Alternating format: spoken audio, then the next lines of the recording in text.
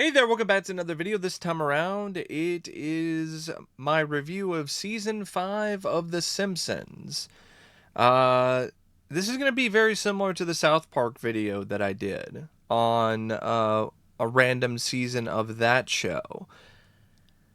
Just like with South Park, I wouldn't really say that I'm a mega super fan of The Simpsons. I'm definitely not an expert on the show. So a lot of my opinions in this video on the episodes or just the season as a whole is going to be from a very casual fan perspective. And before I get around to sharing more of my thoughts on the season, though, I want to give a special shout out to Ryan for requesting another review. And if there is another TV show, film, or topic that you would like to see me discuss in the future, feel free to donate to either my PayPal, my Patreon, or my Cash App. Links to all three are in the video description down below, and I will try to get your requests as soon as I possibly can. Now, season 5 of The Simpsons is considered to still be within the prime of the show for a lot of fans. For a lot of fans, the show stopped being at its peak after around season 10 or 11 or 12. I think it was more around season 10 is where a lot of people really felt like after that point the show started to fall off. I have heard that the show is doing better now, but I still haven't bothered to keep up with it because, in all honesty, I've only seen, I think, a handful of seasons of this show. And I've only seen them like once or twice. So it's not like this is one of those shows that I watch constantly over and over again. There really weren't that many episodes that were downright terrible. Like, this had a pretty good track record, pretty good hit ratio when it comes to episodes. This is a season though where they had a different showrunner, different person behind the scenes, behind the stories, behind the whole tone and approach of the show. This is where David Merkin took over. His style is definitely more outside the box when it comes to some of the comedy, more involved with some surreal humor, and not necessarily in the same sort of vein comedy wise in terms of the writing as some of the earlier seasons. I think he definitely still found a way to put his own personal stamp on the show, but also not lose what makes the show work and what made the show so popular to begin with. Because there's still a lot of heart in this season, and there's still a lot of creativity.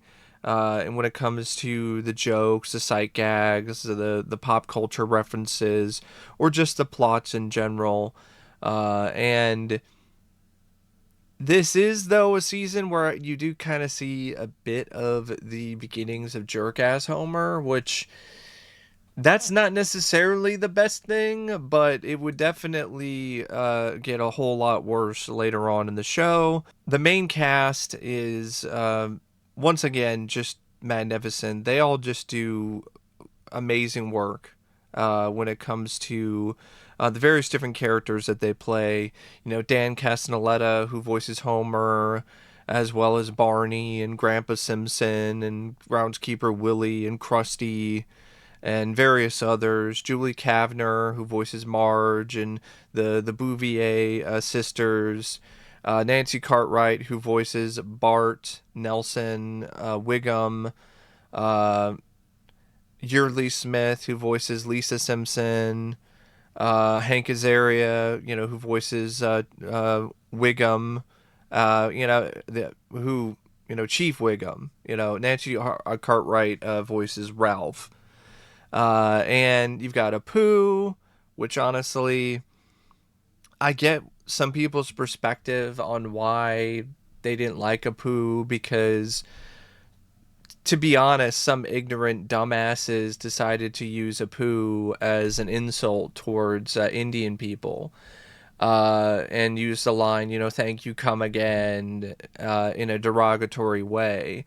but to me, it's not really anything that was actually in the writing for Apu. Like I don't, I mean, but then again, I'm not Indian, so I can't necessarily fully provide that particular perspective or take on it. But from my point of view, I never really thought Apu was a racist caricature of Indian people. In fact, he was actually one of the best characters on the show and one of the strongest characters in the show. And if anything, I actually feel it added a much needed dynamic to the show, and a different perspective. And honestly, the Simpsons made fun of everybody. It wasn't just, Indian people that were the butt of jokes at points. You also had, white people and Hispanics and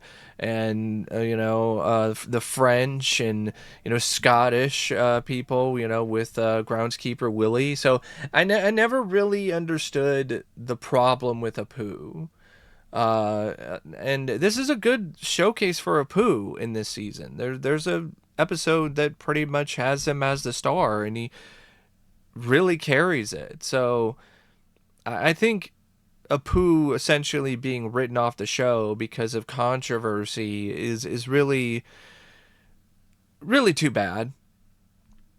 And I understand why it happened because Hank Azaria felt bad and didn't want to keep doing the character, but that's a whole other story. But this is before all of the problems of the Pooh happened, and he does an awesome job.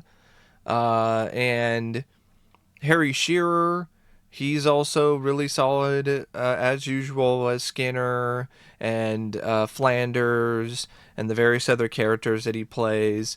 And then, of course, you have different reoccurring characters that are voiced by other voice actors, like Millhouse, voiced by Pamela Hayden, Maggie Roswell, who voices Maud Flanders, and other characters, Tress MacNeille, who voices Agnes Skinner, um, and even Frank Welker, who voices Santa's little helper, as well as a few others here and there.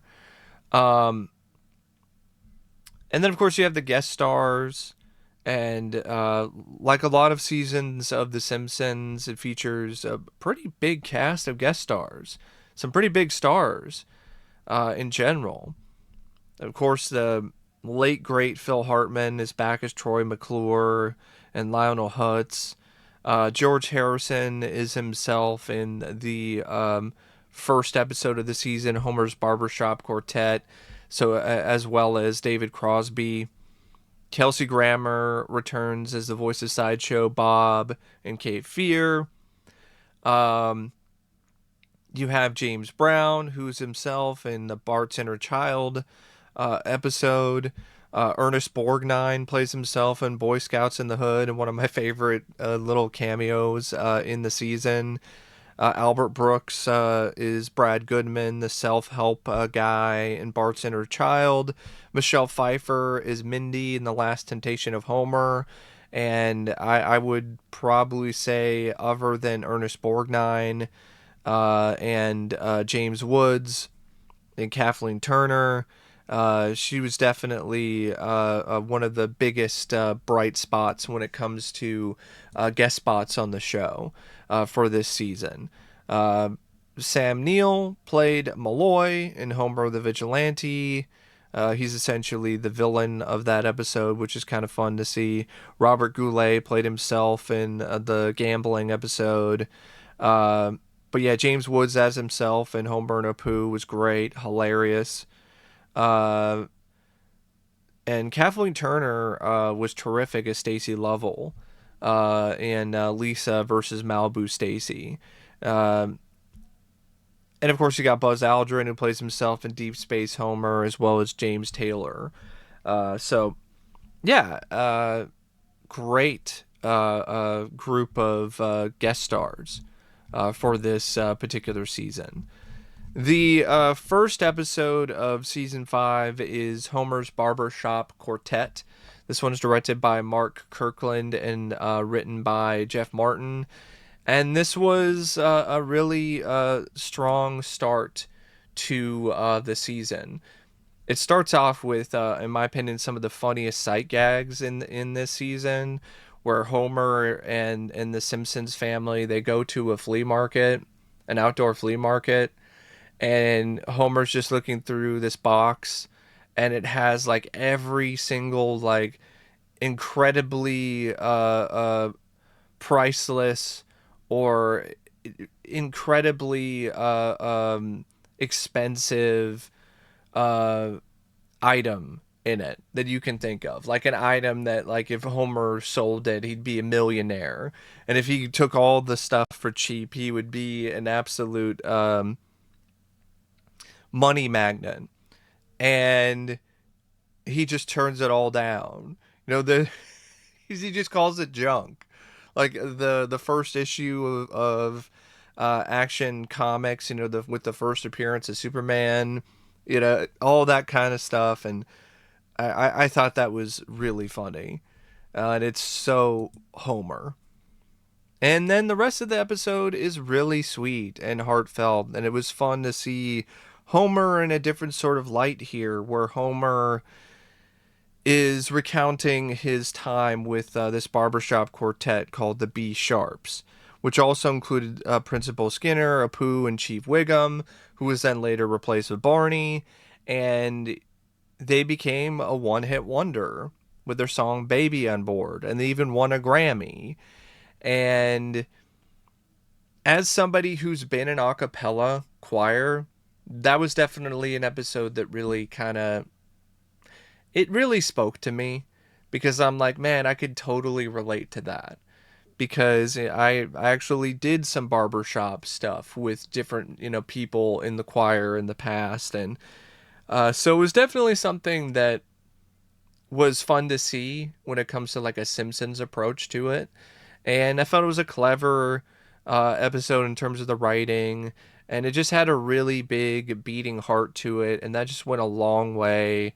And it was just a lot of fun to see Homer and these other different characters from the show in this different kind of light, with them being a part of this barbershop quartet, a band.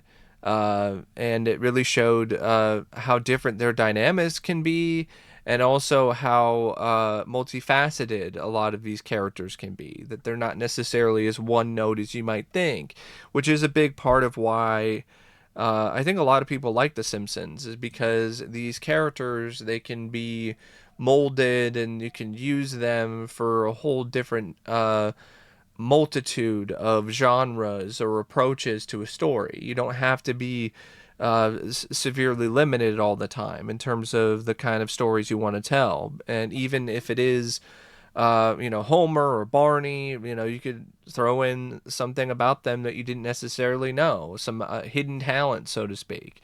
And then it can be incorporated into the episode and make it funnier, because it's just funny to think about Barney having this great singing voice, and he's only able to show it though when he's sober, and Barney is rarely ever sober. So yeah, really liked that episode. I would say it's definitely one of my favorites, but at least when it comes to this season. But the next episode from season 5, Cape Fear, was even better. This one is directed by Rich Moore and written by John Vitti.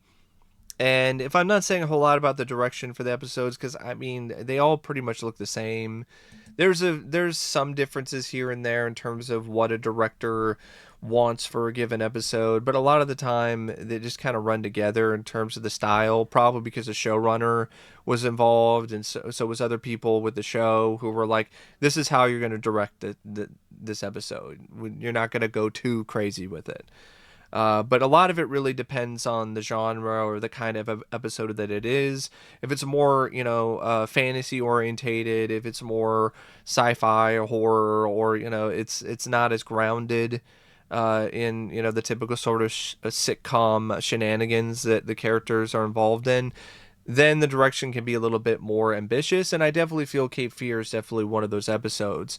And this is one of the first episodes I remember seeing as a kid. So I have a ton of nostalgia for this episode. Like it just came to me in waves when I was watching this episode again. I was like, "Oh, it's that one. It's the one with Sideshow Bob and the Rakes and Bart being threatened by Sideshow Bob, and then it's a Cape Fear parody." And I was like, "Oh my god, that episode!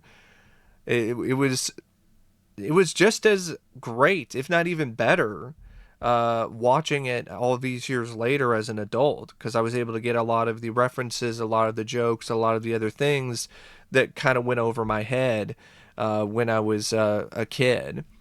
This is essentially The Simpsons' take on Cape Fear, because I think the Cape Fear remake with Robert De Niro came out around the same time.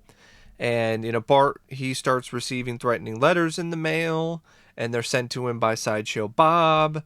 And Bob is then released from prison. And because of that, Bart's placed in the witness relocation program, and the Simpson family is moved to Terror Lake. And the whole scene where Homer has to commit to his new identity uh, with the CIA or the FBI who are there in the room, and they're just increasingly more and more frustrated and exhausted by him not being able to remember his new name and his new identity, is really funny. It is some really hilarious writing, and it's a very funny scene. And then you have the finale, which is honestly pretty wild, where Bob follows the Simpsons to Terror Lake. That's where you get the whole scene with the rakes, which is iconic for a reason. Where Sideshow Bob steps into one rake and then it hits him in the face, and he's like, "Ugh." And then he steps into another one, and then it also hits him in the face. "Ugh." And then and then he keeps doing it, and then you have this wide shot that shows that there's just like a circle of rakes, and he's just stepping on each one. It is so funny. It's really hilarious. And so the finale, though, after the circle of rakes, is Bart and Bob on this houseboat, which is where the Simpsons were staying, and uh, Bart winds up getting cornered by Bob on the houseboat, and Bart uses Bob's uh, affinity for musicals to distract him. He asks Bob to sing the entire score of the HMS Pinafore as his last request. Bob does so, and then the boat winds up drifting all the way back to Springfield, and then Bob is caught by the police. So yeah, this is definitely a showcase for Kelsey Grammer as Sideshow Bob. He pretty much steals any episode that he's in because he's just so good at playing that character. And it was just a really well written, well done parody of Cape Fear. The third episode of season 5 is Homer Goes to College. This one's directed by Jim Reardon and written by Conan O'Brien. I'm a big fan of Conan O'Brien as a comedian, as a talk show host, as a podcaster, and for the most part, in a lot of ways, as a writer. I really wasn't really into this episode. This is the episode where you get that meme where Homer backs away into a bush slowly.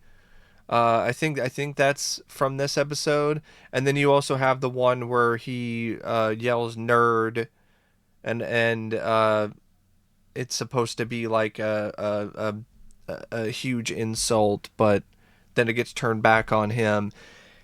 This one was just weird. And there are a fair amount of episodes in the season, I have to be honest, where it seems like the writers are just kind of throwing a bunch of ideas at the wall, and they don't always necessarily fit together in the same episode.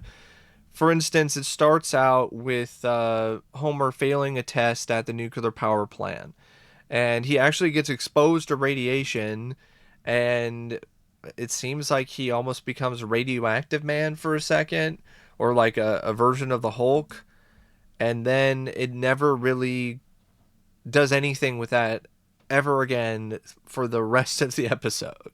It's just some random he's exposed to radiation because he gets bit by a radiated bee, and then nothing ever really comes from that, except that he winds up getting sent back to school, back to college, because he doesn't have a college degree, and he needs to pass a nuclear physics class because of him failing the nuclear power test earlier in the episode.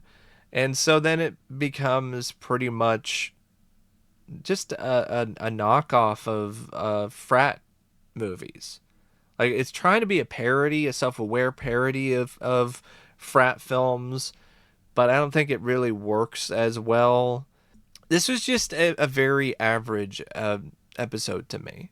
It was mostly forgettable because a lot of it was just, oh look, Homer's back in college, and it's just a corny college frat comedy, but with Homer and Simpsons characters. It just really didn't do a whole lot for me. Episode 4 from season 5 I felt was better. This one is directed by Wes Archer and written by John Swartzwelder. And this one deals with Mr. Burns, and it's essentially a parody of Citizen Kane. And it was interesting to see Mr. Burns and his story and his backstory in particular expanded upon in this kind of fashion. And I felt it was for the most part pretty well executed. Mr. Burns has a pretty rough birthday party, and he wants his childhood bear named Bobo. But his bear has been missing for years. And the bear actually winds up in the hands of Maggie. And Homer, of course, when he discovers this, he's thinking about using that as blackmail with Mr. Burns so then he can get like a massive amount of money for the bear. And Burns agrees. Homer tries to hand the bear over, but he gets stopped by Maggie. And this is a really good showcase of Homer, realizing, oh, I got all this money, that I can get, but, it's making Maggie upset, and I love Maggie, and I'm not going to give the bear away. And that was a really nice, heartfelt, sweet moment for Homer. And of course, Mr. Burns, he is threatening that, Homer is going to regret the decision. And Mr. Burns actually comes back to the Simpsons house a little bit later. And he talks to Maggie, and then Maggie actually gives the bear back to him. So that, that was definitely something that I felt was nice to see. It was nice to show another, bit of dynamic to Mr. Burns that, yes, he is a slimy, rich snake in a lot of ways, and he's done a lot of bad, but he's not all bad. He's mostly bad, but there are things about him where he's not incredibly soulless or heartless.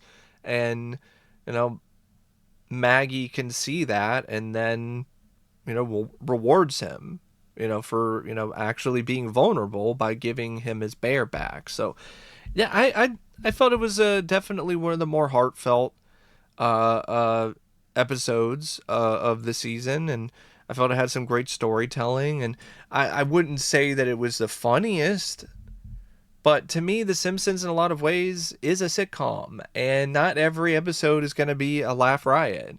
A lot of it really has to do with the strength of the characters and the plot, and I definitely feel this one had a good plot and had some great character moments. Now, episode 5 from season 5 is Treehouse of Horror 4. And this is another one that was a nostalgia blast because I think this is definitely one of the Treehouse of Horrors that I've seen the most, or it might have been, even been the first one. But I don't think it was this one. I think the first one I saw was the one where Homer wound up in stop motion claymation and was in like a CGI land, and it was like a really ambitious uh, uh, episode or segment. That's the one I think I saw first, but this was definitely another one that I saw when I was a kid. And this one's a parody of Night Gallery, which is awesome. And Bart's the host, and he tells these three scary stories based on paintings. And the three stories are The Devil and Homer Simpson, Terror at 5.5 feet, and Bart Simpson's Dracula. Now, The Devil and Homer Simpson, it deals with Homer selling his soul to the devil, who is played by Ned Flanders, which is just a really hilarious, great way to switch up his character. And he sells his soul to the devil, of course, for a donut. And uh, he gets the donut, but now the devil wants his soul, and then it leads to a struggle between the devil and Homer and his family in order to save Homer's soul. And in typical Treehouse of Horror fashion, something happens, and Homer does wind up beating the devil when he's put on trial, but due to a technicality, and it leads to some consequences where his head gets turned into a donut. It was a solid segment, but I would definitely say I like the other two better. The second one in particular, Terror at 5.5 feet, is a fantastic parody of the Twilight Zone episode. And the overall story, I think, was like Terror at 25,000 feet, the one with William Shatner, and the one that was actually remade in Twilight Zone, the movie, with John Lithgow. Um, and it's just, in a lot of ways, it is kind of a shot for shot thing, with Bart on the bus to school, and then there's a gremlin on the side of the bus. But it's just done so well, and it's just done with so much love and care that it's just, in my opinion, the best segment of this Treehouse of Horror episode. Um, you could definitely tell the writers, um, Conan O'Brien, Greg Daniels, Dan McGrath, Bill Oakley, Josh Weinstein, and Bill Canterbury. You can absolutely tell that they're huge fans of that particular Twilight Zone story. So they did it justice and then some, while also adding their own flair and their own quirks to it. And I definitely got to give props to David Silverman, for directing the episode as well. But the third segment is Bart Simpson's Dracula, which is definitely trying to parody Bram Stoker's Dracula. There's even a bit with Mr. Burns where he's got the same hairdo as Dracula did, Gary Oldman's Dracula did in that film. And there's some other vampire film parodies that are thrown in there. And uh, the Simpsons get invited to a dinner with Mr. Burns, but he's a vampire. Bart and Lisa, they figured this out. But there's a lot of stuff that happens throughout the segment. A lot of it's definitely very influenced by a lot of other vampire stories and pop culture, as usual, when it comes to Treehouse of Horror episodes. And it's definitely got some very ambitious direction in it. Like there's almost an MC Escher-esque sort of sequence later on in the segment. And I would say it's my second favorite. I did like it, uh, but it just wasn't really quite on the same level as Terror at 5.5 feet. But it was still a fun vampire parody and a good way to round out a really good Treehouse of Horror. Like I think a lot of people have this pretty high in their list when it comes to Treehouse of Horror, and I could definitely see why. Like, even though I'm not in love with the Devil and Homer Simpson, it's still fun enough, and the idea of having Ned be the devil works so well that it's still a Treehouse of Horror where all the segments are good. Now, episode 6 is called Marge on the Lamb. This one's directed by Mark Kirkland and written by Bill Canterbury. And this, to me, is, in all honesty, one of the more overlooked episodes of this season. In a lot of ways, this is essentially a take on Thelma and Louise, because there's even references to it at the end of the episode. But it was really a lot of fun to see Marge be the focus of an episode and have it be, a Marge story, and then her dynamic and the back and forth between her and her neighbor Ruth is really a lot of fun to watch. And then equally as fun to watch is Homer and him riding with Chief Wiggum, who's trying to catch Marge and Ruth because they eventually go on the lam. They go on the run because Ruth Powers, she's definitely not a straight-edged or straight-laced gal, so to speak. And she's made her fair share of mistakes, and she just made a big one. And so that winds up getting her essentially put a spotlight on her by the police because now she's on the run because of something she did with her husband, and Marge winds up going along for the ride, so to speak.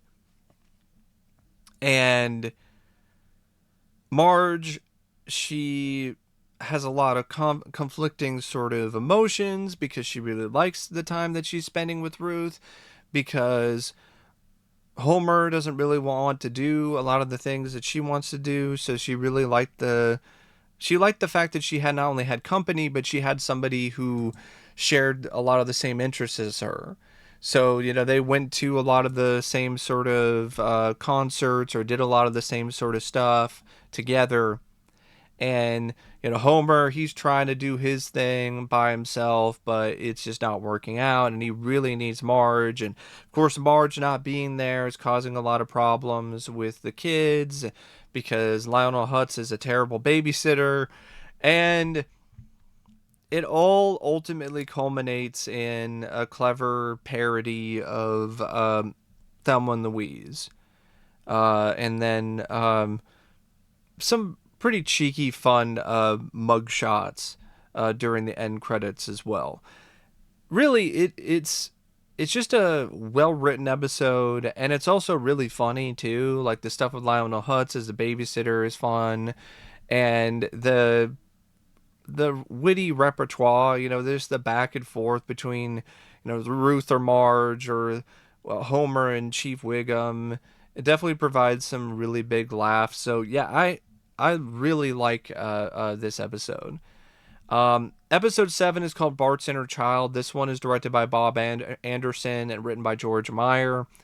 And this is the self-help guru episode. This one was okay. This is definitely trying to be more of a social commentary episode than something that is, in my opinion, particularly that entertaining or that funny. This is the one where Albert Brooks has a cameo as this self-help guru guy named Brad Goodman.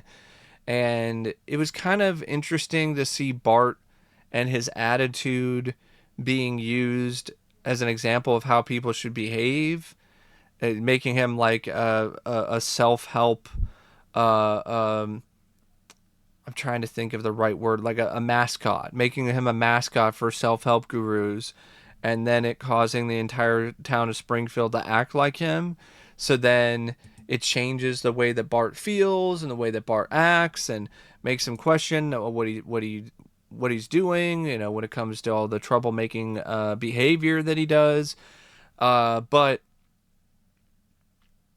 that only goes so far, and it's just a very, honestly, it's a pretty weak episode to me. I just wasn't really the biggest fan of it because the self-help guru stuff, it just, I don't know, I didn't feel it was that clever. I didn't think it was that funny, and that's really the main crux of that episode.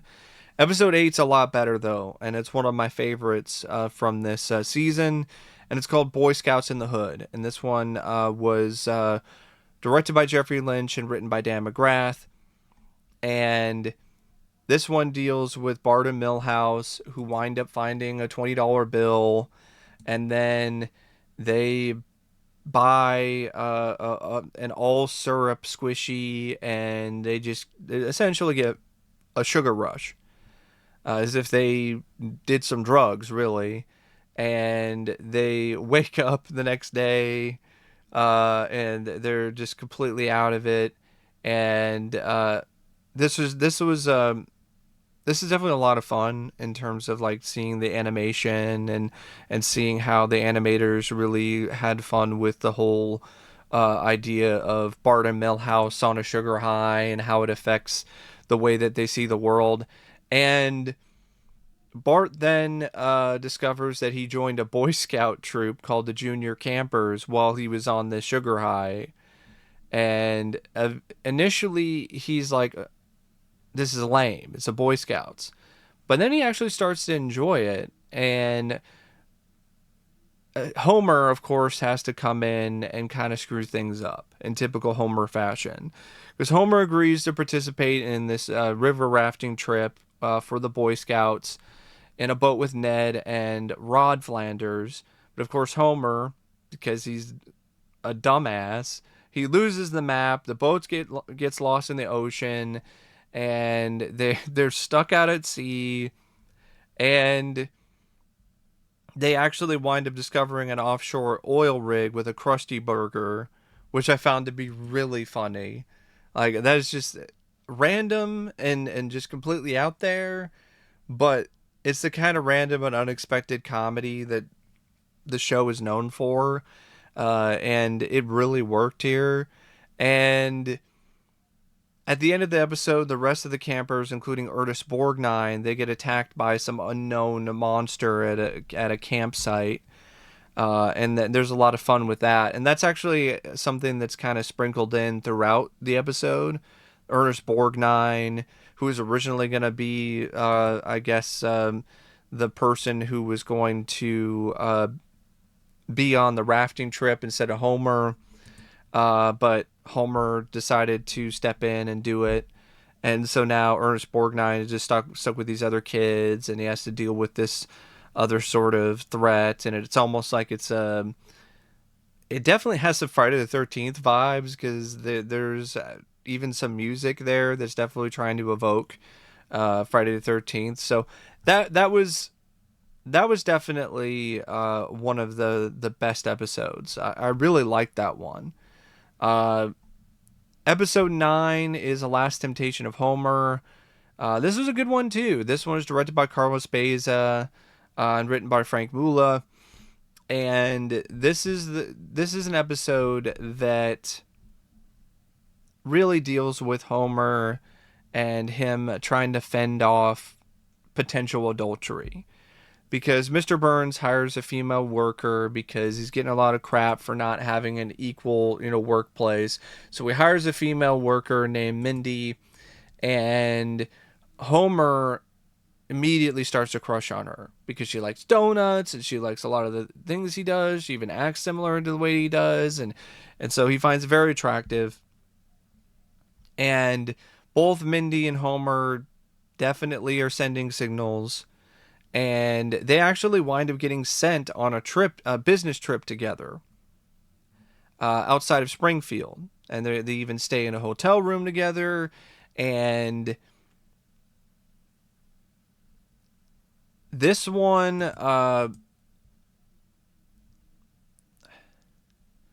so they have this whole thing in the hotel room, and it's getting very awkward. It seems like it's a hotel room that's actively trying to get people to make out and to get together, and there's always different things that are being temptations for Homer and for Mindy.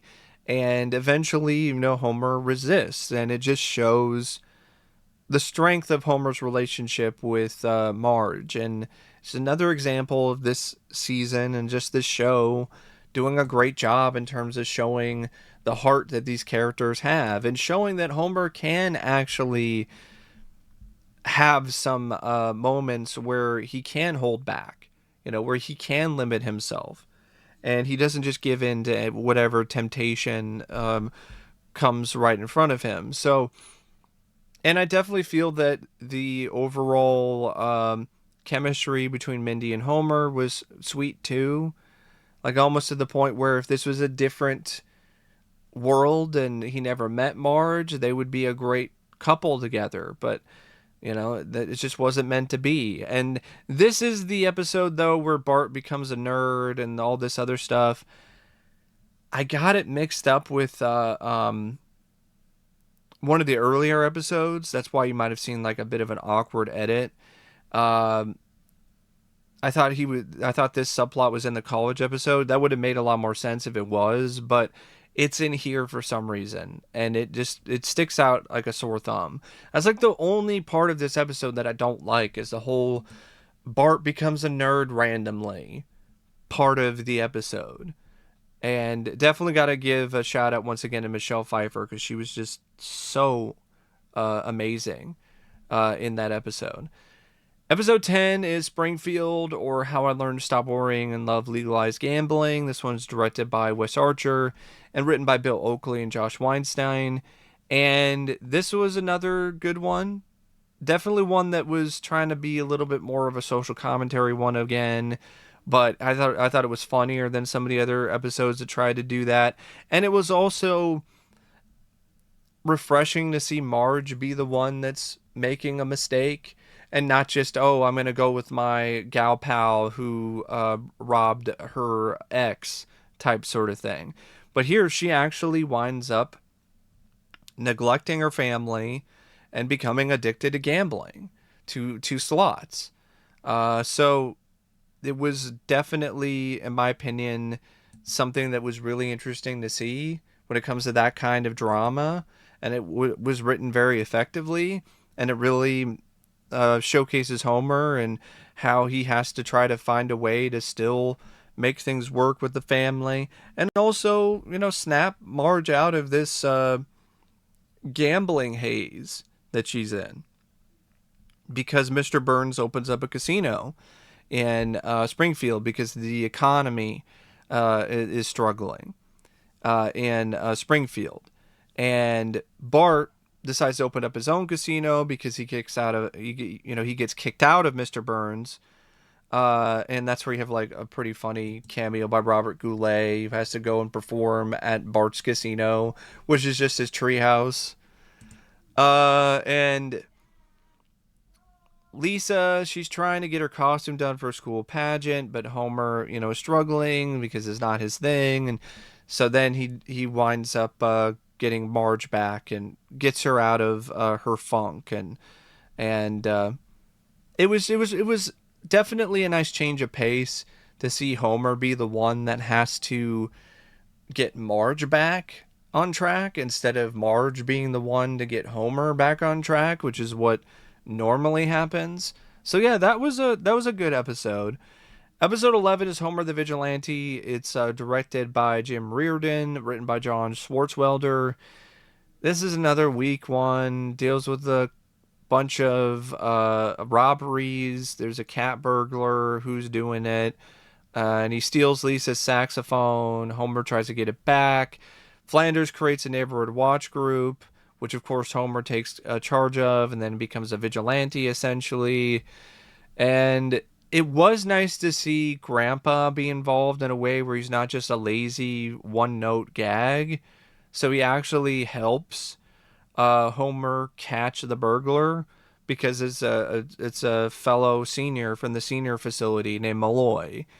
And Malloy gets arrested, but then he winds up pulling one last trick on the citizens of Springfield in order for him to escape, because he makes them think that he's hidden millions of dollars somewhere and even gives them a map, and so they get distracted and then he escapes. And it's fine, but it's definitely not one of the stronger episodes of the season. Episode 12 is called Bart Gets Famous. This one's directed by Susie Dieter and written by John Swartzwelder again. This one was okay too. I did like seeing, the absurdity of Bart and the kids from the Springfield school going on a school trip to a box factory. That was pretty funny. And then the whole bit where Homer thinks that Bart got turned into a box, so that he reacts like no. And then he takes the box home with him and then tries to treat it as if it's Bart. And like, that is so stupid, but it's honestly really funny. And that's what then leads to Bart, because he doesn't want to be in the box factory for any longer because it's boring. He then sneaks onto the set of the Krusty the Clown show, which is nearby, and he actually gets a job as Krusty's assistant. And it's rough, and he's about to quit, but Krusty then tells him that he needs to use him in a sketch, and that's when Bart becomes an accidental overnight star. He gets his 15 minutes of fame as the I didn't do it kid, and that's where you get that meme, that one where everyone's in the classroom and they're talking to Bart and they're telling him say the line, and he says I didn't do it, like, and then they all cheer. So this was definitely a better written episode than the previous one. Um, like, I did like it, but it just what I have to be honest though. A lot of the Krusty the Clown stuff, a lot of this, the I didn't do it stuff, I didn't even really find it to be that funny. So I just didn't really understand why everybody was just completely in love with Bart, and he was this massive big thing. And I think what they were trying to do was like a meta sort of thing, because of Bart and his catchphrases and how popular he was. And I think it kind of works, but it's just one of those episodes that I think a lot of people love, and it's one of their favorites. But I think it really depends on like how big you are when it comes to Krusty the Clown. And like, I've never really been the biggest Krusty fan, so he has a pretty large amount of screen time in this. So it just kind of makes it kind of hit and miss for me. But I still liked it. I still thought it was a good episode, and I definitely feel that it was better than the previous one. Um, but the next episode, Homer and Apu, which is episode 13, directed by Mark Kirkland, written by Greg Daniels. This one I liked even more. And it was just really a lot of fun to see Apu get a big focus here. Um, Homer, he gets poisoned after eating expired food sold at the Quickie Mart. So then he teams up with Kent Brockman, the reporter, to try to expose Apu. Apu actually gets fired, and then he winds up staying with the Simpsons, and he gets replaced by James Woods, who's acting as a employee, or the manager of a Quickie Mart for an upcoming role in a movie. And just the whole image of seeing James Woods trying to be a guy working behind the counter at the Quickie Mart is really hilarious.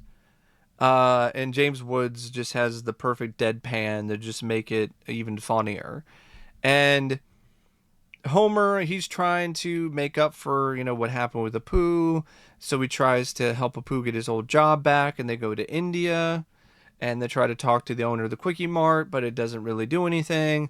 Apu then decides to visit his old Quickie Mart and winds up saving James Woods' life from a mugger or a armed robber. Woods is so grateful for that, so that he ultimately gets Apu rehired, and Apu's back at the Quickie Mart, and it was just nice to see Apu get focus here.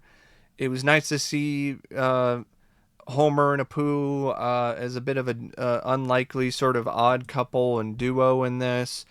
The whole bits with Apu, trying to pay back Homer, and in a good way, because he felt like he let him down, because of the expired food and everything, and so and he's feeling guilty, and so he's going out of his way to try to be a good uh, um, member of the Simpsons household in terms of helping around the house, and cooking, and being complimentary and all that other sort of stuff. And it creates some pretty awkward moments, but some pretty funny moments too. So yeah, I really liked that episode.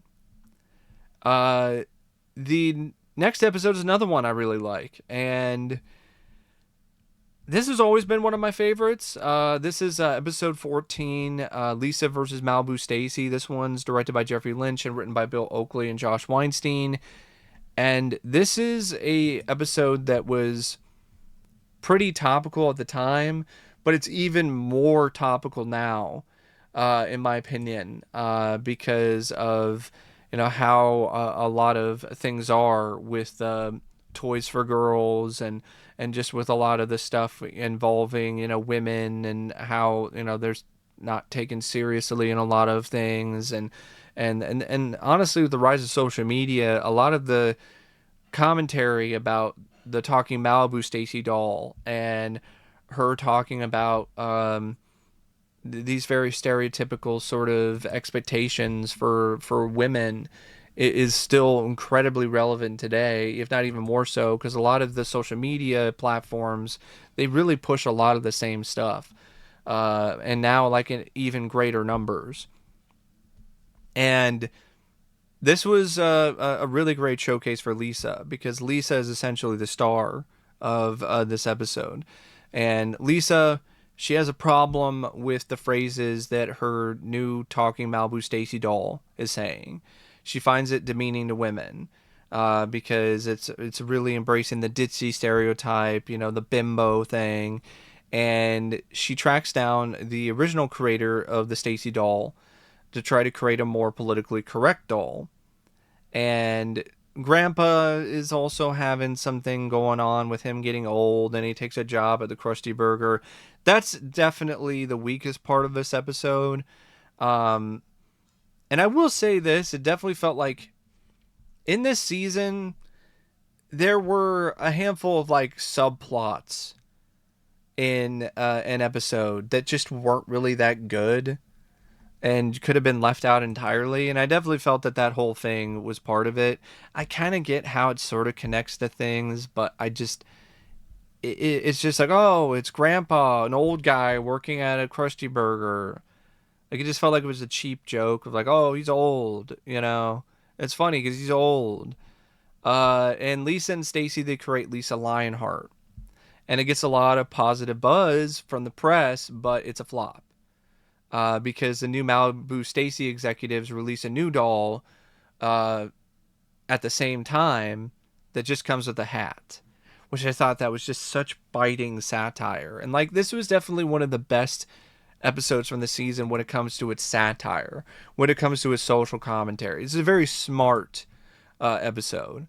Despite the whole thing with Grandpa and working at the Krusty Burger, but the whole stuff with Malibu Stacy and how the writers handled that, I thought it was brilliant, and it's still an episode that makes you think even after all these years. And Kathleen Turner was just tremendous in her cameo as the original Malibu Stacy. Then we have episode 15, which is Deep Space Homer, and this one is directed by Carlos Beza and written by David Merkin. And this is really kind of a turning point for the entire show, because this was like the first of what would go on to become many pure gimmick episodes. And I think they definitely had some of them prior to this, but not to the same extent, because this is just Homer goes to space. That's essentially all this is. Because you have NASA, who comes up with some plan in order to get average people into space, and Homer and Barney are recruits, and Barney, of course, is the better choice, but Barney winds up falling off the wagon, and succumbs to the temptation of non-alcoholic alcohol, and it makes Homer the winner by default. So then Homer goes to space with Buzz Aldrin. And of course, once Homer gets there, he causes all kinds of chaos in typical Homer fashion, to mixed results, if you ask me. And Homer just inadvertently saves the day and fixes his mistakes with an animate carbon rod. And then the shuttle returns to Earth, and then the rod is hailed as a hero, and Homer is not. But Homer gets respect from Buzz Aldrin and his family. So Homer wanted to be respected, and that's why he went to space. And by the end of the episode, he gets respect from Buzz Aldrin. So there is some fun to be had with Homer in space, and it does have some good animation. Definitely some of the more ambitious animation from the season, but it's not one of my favorite episodes from the season. It's just purely a gimmick. Like it really is, and I think it's one of those episodes where I think because it's just purely a gimmick, it it isn't really as authentic or as strong or as good as a lot of the other episodes from the season. I mean, to follow up the really smart, clever, sharp Lisa versus Malibu Stacy with just ha Homer's in space, it is kind of a bit of whiplash, but the show's kind of been that way. And in all honesty, when people watched The Simpsons back in the 90s, they weren't watching them like one after another. So they set it up as like a big event. And I, I think it did well in the ratings, so it definitely, served its purpose. Kept more eyes on the show, so to speak. But I definitely don't think it's one of the better episodes of this season. In fact, I actually liked episode 16 more, which is Homer Loves Flanders. And this one's directed by Wes Archer and written by David Richardson. And this one just is another Homer and Flanders episode. And those ones I've always liked because I just like their odd dynamic with one another, how they're at odds with each other but still have good chemistry. And Homer, he actually begins to start to like Flanders because he gets invited to go to a football game. Because of that, Homer and Flanders start hanging out more. And Homer's constant presence around Flanders and his family causes Ned to actually start to feel feelings of hate for Homer, which is the complete opposite of what you normally would see from Mr. Oakley Dokley.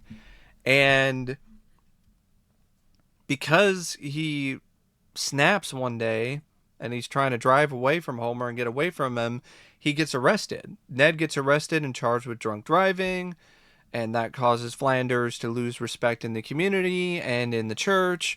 And Homer is the one that sticks up for him. And this was a nice moment for Homer and a nice moment for Flanders because, Homer, he stuck up for him. He decided to help Flanders when he was at his lowest point. And it's just another example of how Homer can actually be a good guy. He's not just a jerk ass all the time. So it was nice to see that side of Homer. And it was just a lot of fun to see Homer and Flanders interact with each other in a way where they're friends.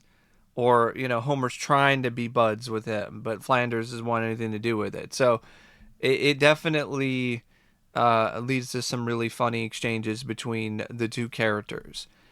Episode 17 is Bart Gets an Elephant. This, honestly, I would probably say might be my least favorite episode of this season. What the hell was this? This one is directed by Jim Reardon, written by John Swartzwelder. This is the epitome of let's throw shit at the wall and hope it sticks type of episode. Bart wins a radio contest. He chooses the gag prize, which is an elephant, and passes on a cash prize. But because he puts up a stink, the radio station eventually gives him the elephant, which he names Stampy. But of course, it's an elephant, So it's hard for the Simpsons and their salary and their little amount of income to afford to take care of him. So Homer decides to sell him to an ivory dealer rather than turn him over to an animal refuge. Bart tries to run away with the elephant, but the elephant then escapes. They then track Bart down, as well as the elephant, and Homer, by the end of the episode, agrees to give the elephant back to the animal refuge. And this just wasn't funny. It was just the type of plot that just felt random, but in the worst way. Like, really? An elephant? Bart gets an elephant? Like, did you even put that much thought into this? Like, yeah, that one sucked. I did not like that one at all, to be perfectly honest. That's a hard pass. You could skip that one if you decide to watch this season, and you would not miss a thing. Trust me. Now, episode 18 is an improvement. This is Burns' Heir, and this one is directed by Mark Kirkland and written by Jason Richdale. And this one deals with Mr. Burns having a near-death experience, and so that starts him to really think about his mortality and think about what happens after he dies. So he decides to try to find an heir. So he sets up a contest essentially in Springfield to try to determine who is going to be his next heir. And initially Bart is rejected, but Burns decides to choose him after seeing that Bart is in a lot of ways like him because he's a troublemaker at heart. And so because of the fact that Bart's been chosen as the next heir to the Burns fortune, the Simpsons, they definitely uh, uh, essentially succumb to the pressure, and they allow Mr. Burns to take Bart away and spend more time with him, and eventually Bart really begins to get brainwashed by Mr. Burns, because he's conniving and he's clever in that way, and Bart starts to become more and more like Mr. Burns the more that he stays with Mr. Burns. And but because of the fact that Mr. Burns doesn't really have any experience with kids, doesn't really know how to, be a father figure, Bart starts to actually miss his family. But Burns manipulates him into staying by creating a video that makes it look as if his family disowned him. And then Burns tries to get Bart to prove his loyalty by firing Homer by the end of the episode. But Bart then decides to go back to live with his family, which, to be honest, the whole drama of the ending doesn't really work that well because that Bart is going to pick his family over Burns. The fun of that particular episode is just the whole audition for Burns' heir and all the different people in Springfield who try to audition and just fail miserably. And then the whole sort of stuff with Bart spending time with Mr. Burns and being away from his home and just being a kind of a fish out of water. So that's definitely a good episode. I wouldn't say it's great, but it is a good one. And then episode 19 is called Sweet Seymour Skinner's Badass Song. And this one is directed by Bob Anderson and written by Bill Oakley and Josh Weinstein. And this is another one of my favorites from this season. Because I honestly really like Principal Skinner. I've always liked him as a character. And this is definitely a showcase for him. Because Bart ultimately succeeds finally. He gets Skinner fired because he brings his dog to school for show and tell, and it causes an absolute disaster to ensue afterwards, and it leads to Skinner getting fired. And this is where Bart, because he's still human, because that's the way he's written. Like, he is somebody who still has like remorse and. Even though he does all these things, he actually has these moments where a light bulb goes off and he realizes, he did a bad thing. And so he winds up becoming Skinner's friend. And that dynamic in particular is just so good. It's so well written between the two. And Flanders gets hired as the principal, but because he's Flanders and he's a pushover, the school just goes to complete disarray. And Bart, he's conflicted about what's going on with him and Skinner, because he really enjoys spending time with Skinner as a friend instead of an enemy. But the school really needs Skinner because Flanders can't handle it, and there's rumors about somebody else being brought in who's going to be an even more strict, even more hard to deal with type of principal. And also, Bart misses him being an enemy. He misses having him as a nemesis.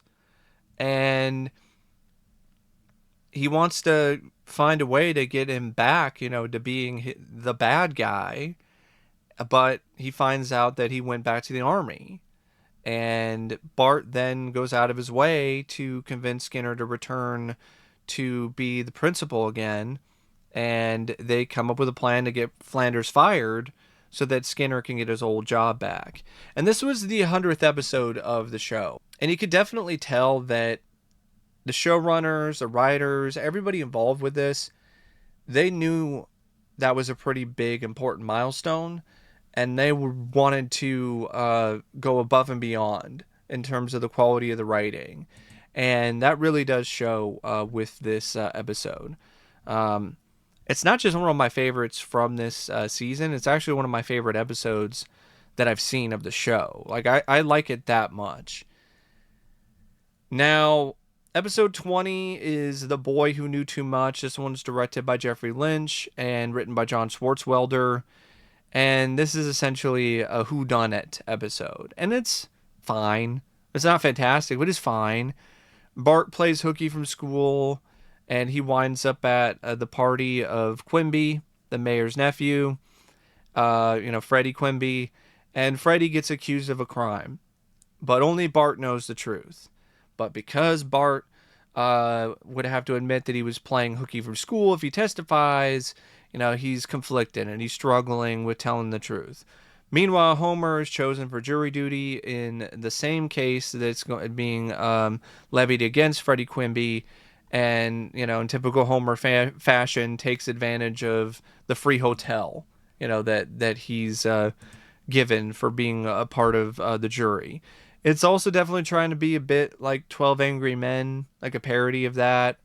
But it's kind of a lazy parody of that, I have to be perfectly honest.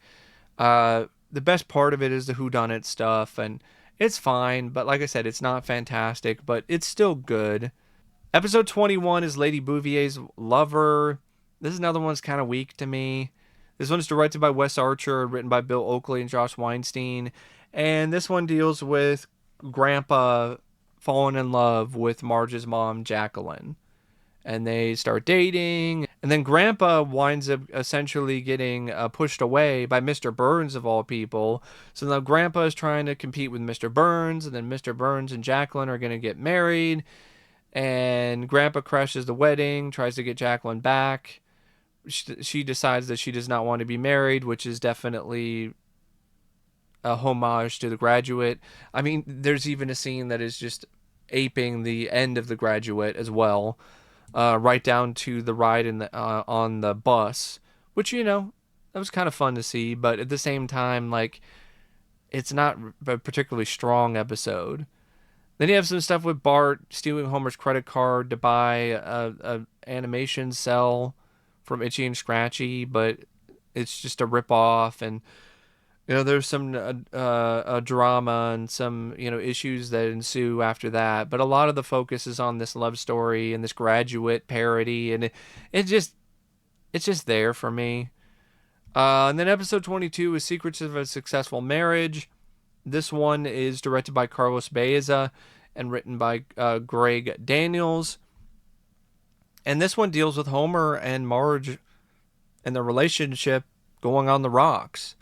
Because Homer is sick of being called slow, so then he decides to sign up to teach a class. And the class that he decides to teach is how to keep a successful marriage. Because that's one of the only available classes that he can teach. And at first he sucks, he's terrible. But then he finds out that the only way that he can keep the class engaged is to tell secrets about Marge and the bedroom antics, between Homer and Marge, what they do, between the sheets. And of course, Marge finds out about it, gets pissed off, and then kicks him out of the house.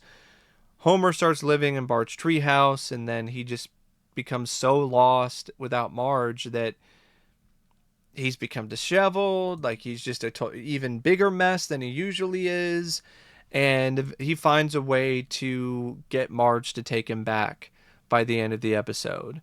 He actually gets on his knees and begs her, and so on and so forth. And it's an episode that's very heavily focused on this marital drama, and it's not particularly funny. It's more sad than anything else. But I will give it some credit for its realness, for um, how it wrote a lot of that in terms of how the relationship fell apart and how it affects both parties, and how ultimately it's the love that they share for one another that is able to mend the broken fence by the end. But is it, or, rebuild the broken bridge. But it is definitely one of those episodes, though, where that they're not going to stay broken up. So it just feels like the drama is kind of a little played out. But it is well written, and it does honestly have some really sweet moments with Homer and Marge, and I think that definitely is a nice way to end this season. It definitely ends it on a somewhat high note, but overall, I liked it. I did like this season. I felt it was a strong season for the most part. Had some really great episodes. Had a handful of episodes that were at least fun to watch and entertaining for what they were.